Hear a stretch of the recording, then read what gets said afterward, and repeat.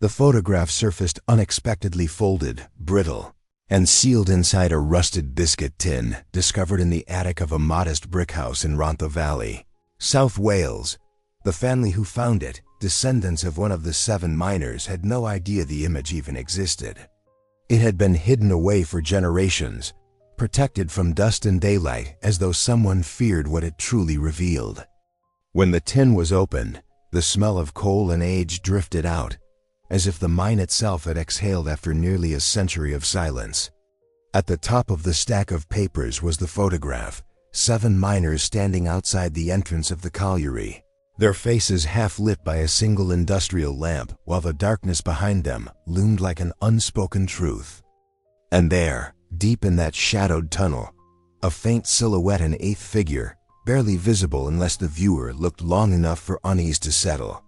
According to the faded date penciled on the back, the photograph had been taken on March 14, 1933, the very morning the 7 men descended into the pit and never returned. Official accounts stated that a sudden collapse had sealed them inside, their bodies irretrievable, their final hours unknowable.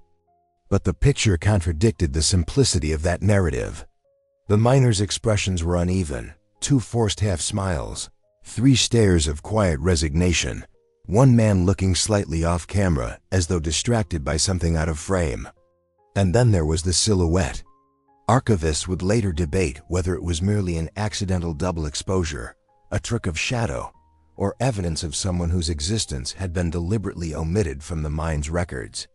The more the photograph circulated among local historians, the more curiosity shifted into suspicion.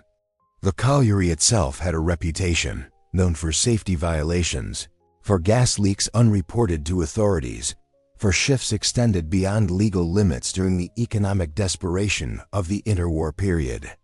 Rumors suggested that management frequently pressured miners to enter unstable sections of the pit. Still, none of this explained the presence of an unidentified figure in the tunnel at the moment the picture was taken. According to personnel logs from that day, logs thought to be complete, only the 7 documented miners were scheduled to work that shaft. No 8th man had clocked in. The mystery deepened further when a retired mine inspector, now living in Cardiff, claimed he remembered hearing whispers of an unauthorized worker, someone hired off the books to avoid union scrutiny. But no name was ever recorded, and no witness ever publicly confirmed it. Every lead pointed to missing paperwork, altered logs, or sudden gaps in memory from those still alive. For a mining community once accustomed to tragedy, this disappearance had taken on a strange hush, as though the story had been intentionally starved of oxygen, burrowing deeper into silence with each passing decade. The central question that now drives the investigation is not merely what caused the disappearance of the 7 men. It is why this photograph was hidden so carefully, and who the shadowed figure watching from the darkness really was. As historians, relatives, and experts revisit the colliery's troubled past, the sense grows that the official explanation was never complete, and that someone, nearly a century ago, wanted it to stay that way. The discovery of the photograph is the first breath of air into a story long buried, and it hints, unmistakably, that the tragedy inside the mine began before the miners ever stepped underground. The investigation begins with a forensic analysis of the photograph itself. High-resolution digitization reveals details invisible to the naked eye: the grain of the miners' wool jackets, the moisture clinging to their sleeves, the uneven reflections on their carbide lamps. More importantly, it exposes subtle inconsistencies in the shadows around the mine entrance. Experts in early 20th century photography confirm that the camera used, likely a Kodak folding model common in Welsh mining towns, would not easily produce accidental double exposures unless mishandled. Yet the silhouette in the tunnel appears sharply contained within the darkest area of the frame, as if the figure stood motionless for several seconds. This single detail casts doubt on theories of photographic error and suggests that the photographer captured precisely what was there. Researchers turn next to the mine's architectural layout. Archived blueprints show that the tunnel behind the men led to a restricted section of the pit, an area officially marked as unstable 2 months before the photograph. Access should have been barred, yet the silhouette stands exactly where no miner was supposedly allowed to be.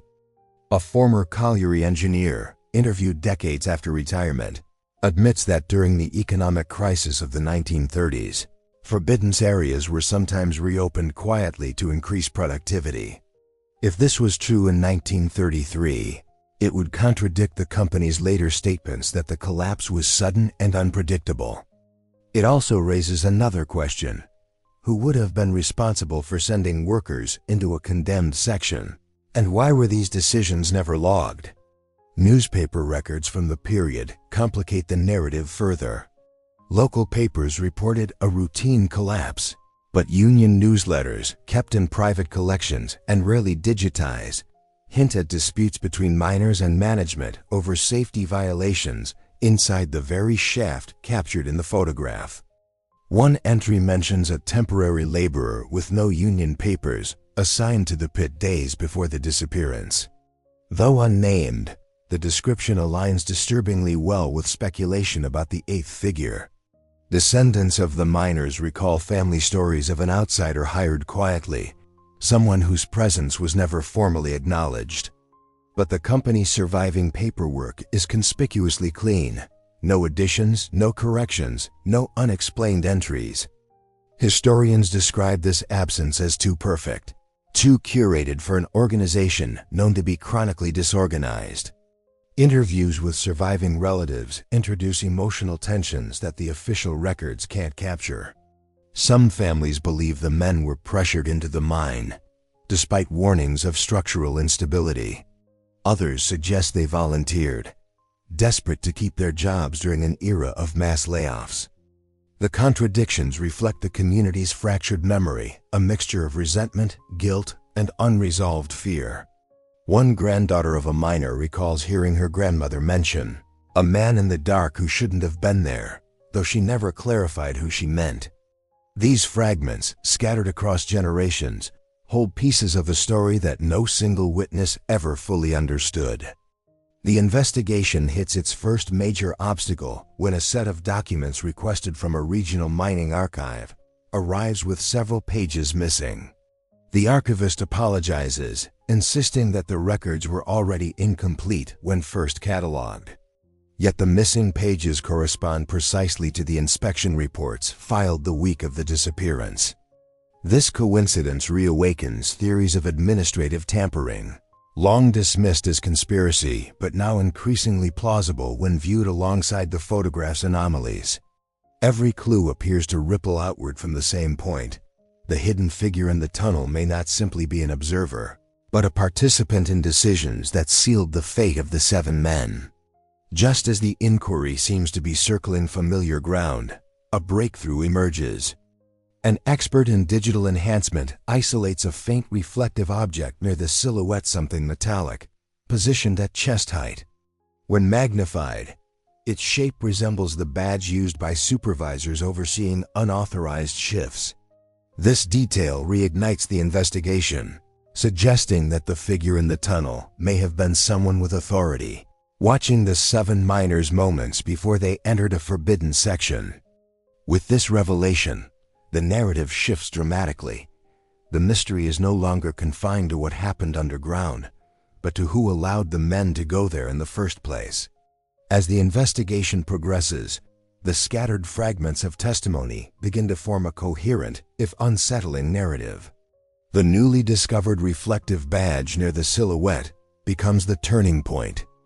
When cross-referenced with surviving colliery records, historians identify it as the emblem worn exclusively by shift captains, men entrusted with directing underground operations, often acting as intermediaries between miners and management.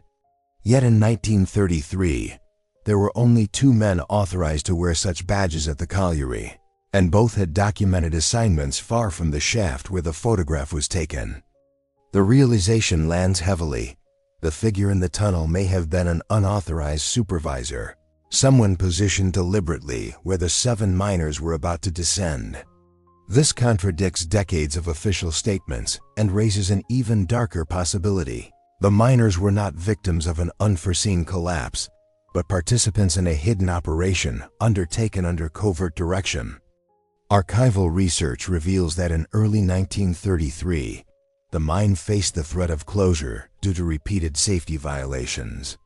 Internal memos rescued from a private collection rather than public archives outline a desperate attempt by management to reopen sealed passages in order to boost output. These memos reference a temporary overseer brought in to evaluate forbidden sections. Though unnamed, the description fits the silhouette's outline: tall, straight-backed, wearing a heavier coat than the miners, standing not as a worker but as someone assessing them. His presence in the photograph, previously dismissed as an indistinct shadow, now appears deliberate. If he had authorized or coerced the men to enter unstable ground, the official explanation of a sudden collapse becomes a narrative crafted to protect the mine's leadership from accountability. Further interviews with surviving descendants reveal long-buried familial secrets. One elderly man recounts overhearing his father, once a boy in the village, speak of rumors that the 7 miners had voiced concerns about creaking beams and shifting air inside the condemned shaft just days before the incident. According to this memory, a union representative had intended to file a complaint, but the meeting was abruptly canceled when company officials arrived unexpectedly. The supervisor in question was said to be an outsider, someone whose name was spoken in whispers but never recorded. Such recollections, though imprecise, begin to converge with the photographic evidence, forming a picture of pressure, conflict, and silent coercion behind the scenes. What happened inside the mine becomes clearer when geological reports, once thought lost, are uncovered in a university archive. These documents show that the area where the miners vanished had been flagged for catastrophic instability months before the incident. Gas pockets, micro-fissures, and shifting supports had rendered the shaft unfit for labor. Yet the depth at which the collapse occurred corresponds directly to the condemned zone. If the men were ordered inside, it would mean the disaster was not a simple accident, but the result of calculated negligence. Such a conclusion overturns decades of official reassurance and places the weight of responsibility on decisions made by those who prioritized output over safety. The silhouette's role becomes even more ominous when digital enhancement reveals that the figure was not merely standing still. It appears to be positioned on a slight platform, a place where supervisors traditionally observed workers entering the shaft. This detail reframes the entire image. The photograph is no longer a simple portrait of 7 miners before work. It is a record of oversight, control, and perhaps complicity. The 8th figure was not an intruder, but a witness, one with authority. Whether he was evaluating, threatening, or silently approving their descent, his presence signals that the men were not entering the shaft of their own accord. As these revelations surface, a troubling pattern emerges. Every piece of evidence suggesting managerial involvement was either destroyed, omitted, or hidden. The missing inspection reports, the 2 perfect personnel logs, the absence of the overseer's name all point to a deliberate effort to erase the chain of decisions that led the 7 men underground. The collapse, once mourned as an unavoidable tragedy, now appears as the inevitable consequence of a sanctioned breach into forbidden ground. And the photograph, long buried in an attic, becomes the single surviving witness to a truth the mine's leadership sought to bury along with the men themselves. The final piece of the mystery emerges not from archives or expert analysis, but from a handwritten letter tucked inside a parish registry in a chapel overlooking the valley. The document, brittle and nearly illegible, was penned by a former clerk who worked briefly for the colliery in the late 1930s. In shaky handwriting, he confessed that several records related to the 1933 disaster had been adjusted for public confidence. He claimed, without naming him, that the temporary overseer stationed at the pit entrance on the morning of the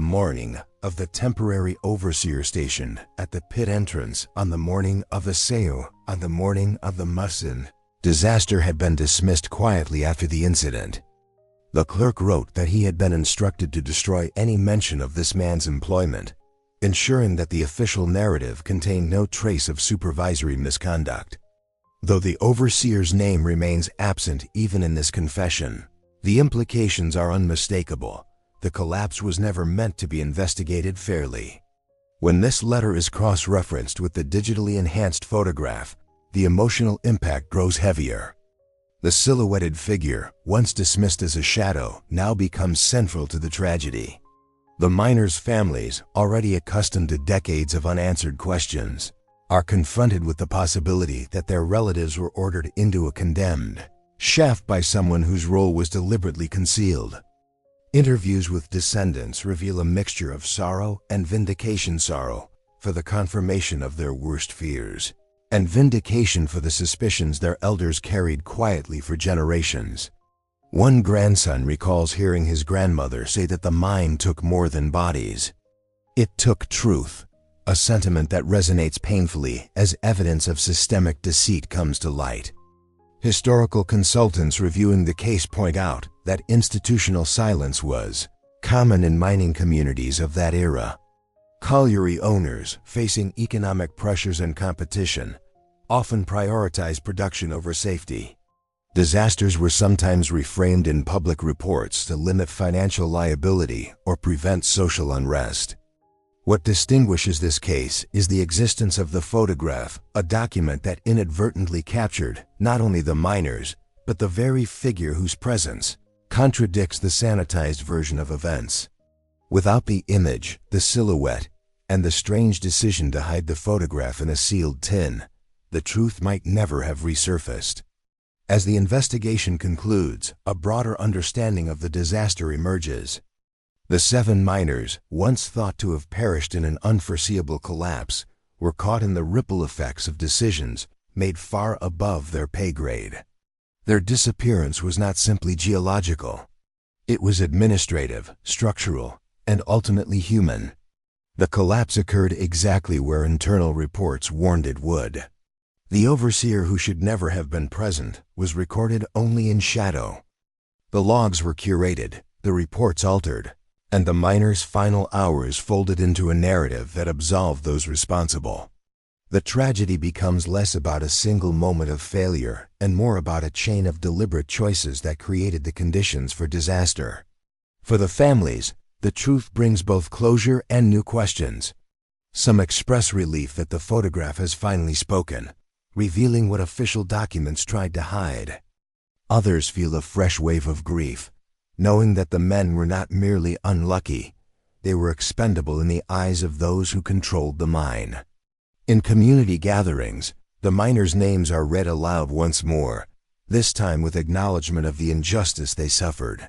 The photograph is displayed publicly for the first time in nearly a century, no longer hidden, no longer silent.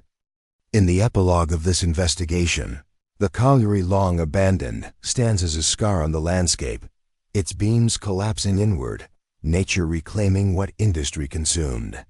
Yet the story it concealed for decades has finally emerged into the light. The mystery of the 7 miners is not entirely solved. Some details remain forever buried beneath stone and time, but the essential truth is now visible. The photograph, once a quiet artifact, becomes a witness, and the shadowed figure, once ignored, becomes the key to understanding how a community lost 7 men to decisions made in darkness.